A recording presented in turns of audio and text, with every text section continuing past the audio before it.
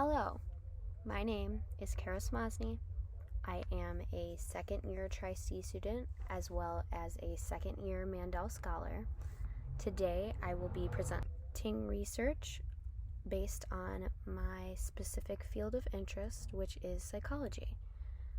I chose to begin with a very broad topic, which is nature versus nurture. Once I began researching, I decided to narrow my topic down to something more specific, which brings me to the title of my paper, Nature versus Nurture, Are Serial Killers Born or Made? I chose this topic because I often see that the argument is very one-sided. Many people believe that either a serial killer is made or a serial killer is simply born the way that they are. So I wanted to conduct my own research and be able to give a well-rounded idea to the situation by addressing both sides. In conducting my research, I discovered that there are many factors which lead serial killers to their actions, including poor living environments, past trauma, genetics, and behaviors. Past trauma is something that affects many people, but is especially prevalent in the life of a serial killer. Several serial killers are known to come from backgrounds of sexual, physical, and psychological abuse, along with neglect. As cited by Sharma, research also supports that the notion that physical and psychological abuse contribute to the development of serial killing. In a study of more than 60 serial killers, Clearly and Luxembourg found a very large part of serial killers' childhood consisted of physical and or psychological abuse. This often causes these killers to not be able to experience a normal childhood, which in turn leads them to not be able to properly deal with their emotions and can cause them to lash out later in life. Children having to deal with mental health issues and or drug abuse, alcohol abuse, they also have a hard time because of the trauma that issue creates. But in the same sense, just because a child goes through past trauma or lives through horrific events does not by any means mean that they're going to be a serial killer, but it does give them more of a reason to react upon their compulsions. Many people do not acknowledge that genetics also plays a huge role in the development of a serial killer. Childhood is a time that shapes individuals throughout their whole lives. Similar to adults, children can make their own decisions, but for all people, genetics are predetermined. So while most children can hit developmental milestones without any issues, some face physical or even psychological barriers because of their genetics. These children who do not develop along the same wave as normal children are at more of a risk to develop psychological disorders such as anxiety, depression, or even conduct disorders, which in turn can create more issues.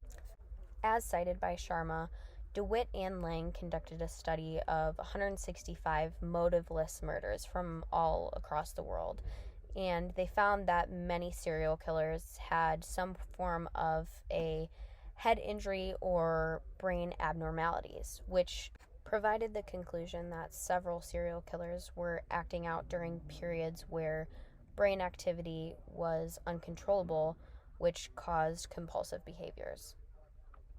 While not all children who grow up in poor living environments or who have neglectful parents go down a bad path, having to undergo these conditions could contribute in forming a serial killer's motive.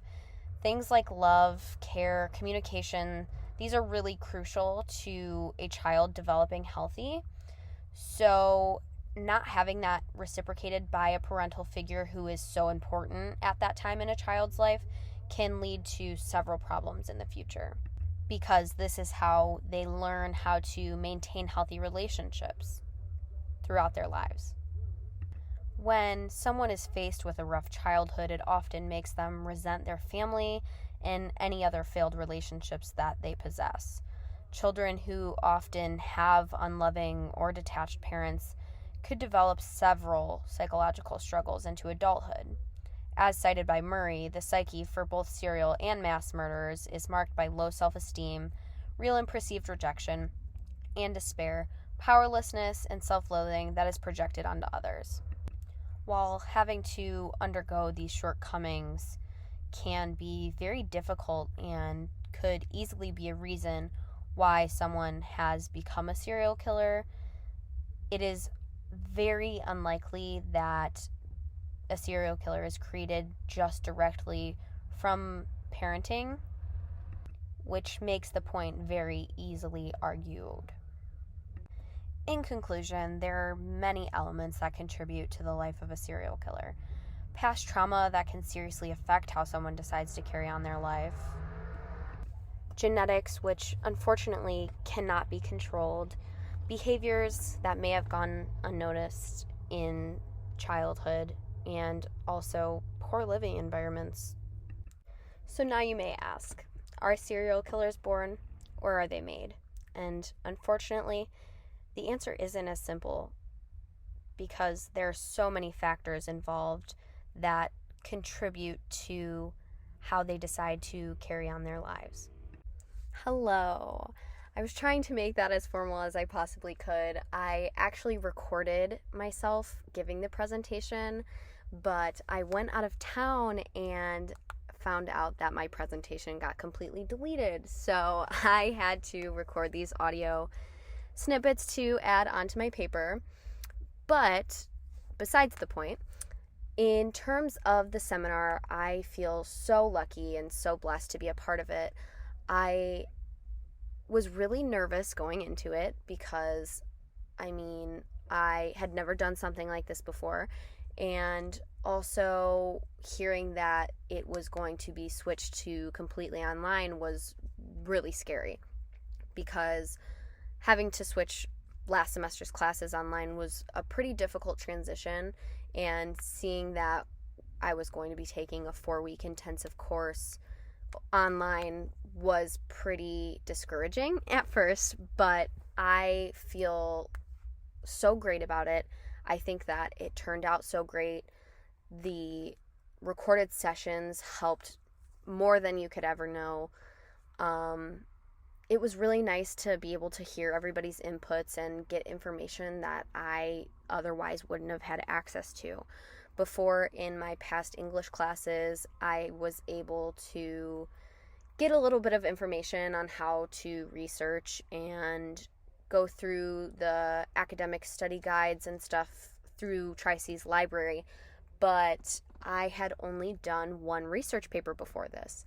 So being able to get this practice and experience really, I feel like, will help me throughout the rest of my academic career. Also, I had never done APA before this, and going into psychology, I'm sure Professor Southern knows, that's very important. So being able to get her feedback on what's right, what I'm doing wrong, how I can improve, it has really helped immensely, more than I could ever say. And so I just really wanted to thank both of my professors for their input in helping to steer myself and all of my classmates on the right path to be able to make the transition so much easier, whether we decide to go to CSU or any other four-year college in the spring. So yeah, I really loved even though we had to change to online, I think that it flowed really well. Being able to do the discussion posts every week really helped to connect all of our classmates, and I think in the grand scheme of things, we all took so much more from this program than we really thought that we would. So, yes, thank you so much, and I hope to hear back from everyone soon. Thanks.